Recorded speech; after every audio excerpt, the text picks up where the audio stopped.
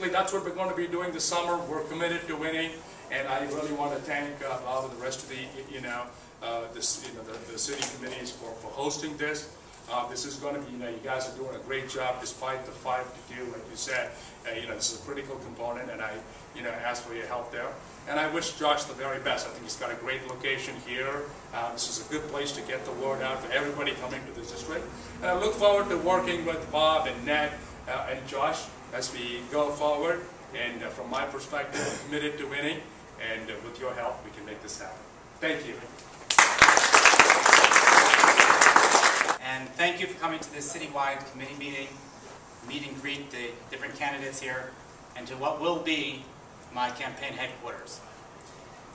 Having been a commander in the Israeli army, we have a unique policy of sending the officers in the front of the troops to lead in battle, not allowing them to sit back in comfort, leading by example. This is a role that I've taken on, and I hope that I can impress on all of you to take this home with you today.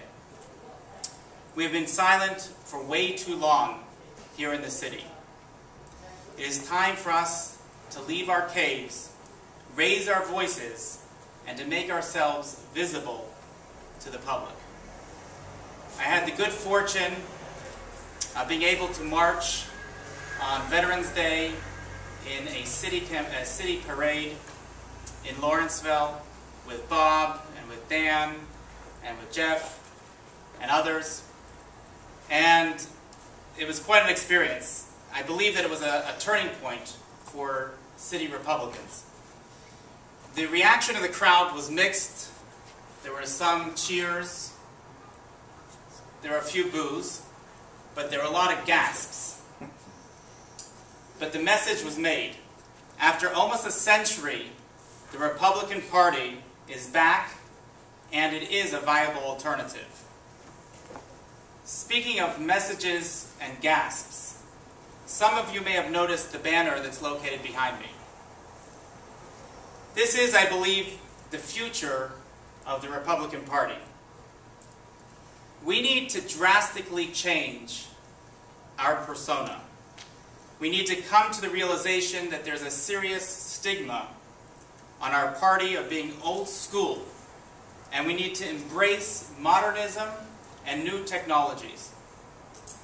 2 of which, by the way, I have incorporated this past week in my own campaign. One you'll see on the doors over there when you come in. There are QR codes. Many of us that are over 30 years old may not know what that is, but everyone that's under 30 should know. Those are the modern day barcodes. Instead of a barcode having numbers, it actually has text. So when someone with a smartphone goes over there and takes a picture of that, it'll tell them, give them a message or pop up a website, in this case my website. Another one that I just started this past week is called Square. It's this little box over here.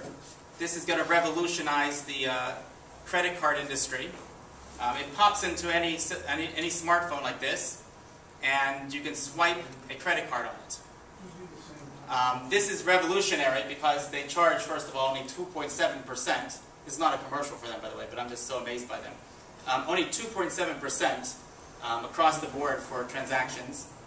But anyone with a phone is able to take credit cards now. So you'll see people now having a lemonade stand on the corner being able to take credit cards. It's just amazing. And for us candidates that are going around, I highly recommend that we all get this, because this is the future.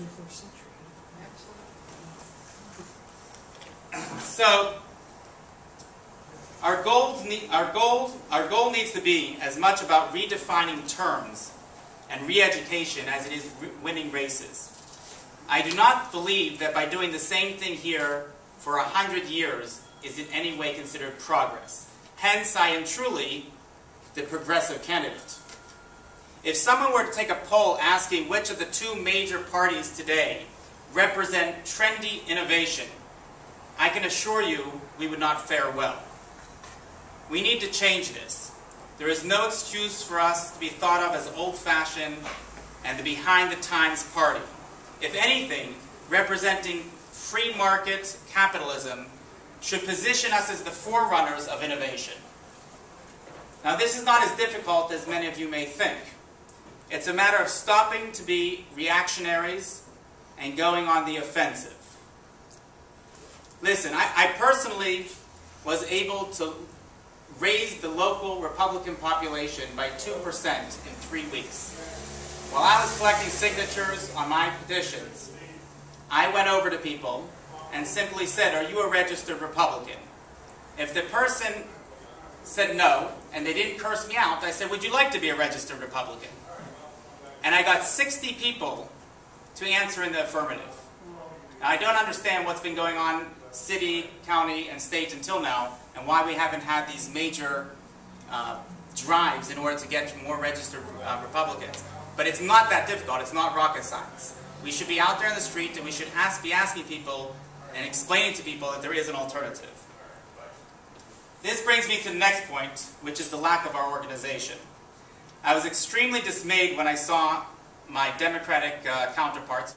So, one of my counterparts was able to do it in I think it was 3 days. They were able to fill out their petitions, and I was just amazed. I was dumbfounded. How is it possible that these guys just stand in front of Giant Eagle with a piece of paper and get signatures without any problems? Not only that, but they have all of their committees go out and collect signatures for them, and without any trouble at all, within days they have their entire lists in front of them. How is it possible to get good Republican candidates to step up and put their hat into the race if we don't have an organization that's going to be behind them and support them? It took me weeks, door-to-door knocking to get those signatures. I tried very hard to get those signatures. And obviously, this discourages people from putting their hat in the race. Now, I know that I'm speaking to the determined core of the Republicans here in the city and county here. And I commend each and every one of you for your efforts until now. But we need to do better, and I'm included in that. Let me conclude on the note that my campaign needs your help. It will not have the impact that I have dedicated to it if I don't get that support. The fear of any Israeli army commander is that when they lead the charge into battle, that their soldiers will not follow right behind them. This is my fear. I need each and every one of you to stand up today and support our efforts here.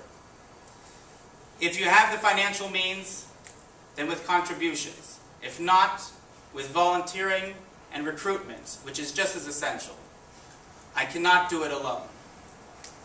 I am the only Republican running, as Bob has already said, in the entire city of Pittsburgh. So I expect the support of everyone that wants an alternative voice out there in the city, regardless of what party they belong to, and regardless of which district they live in.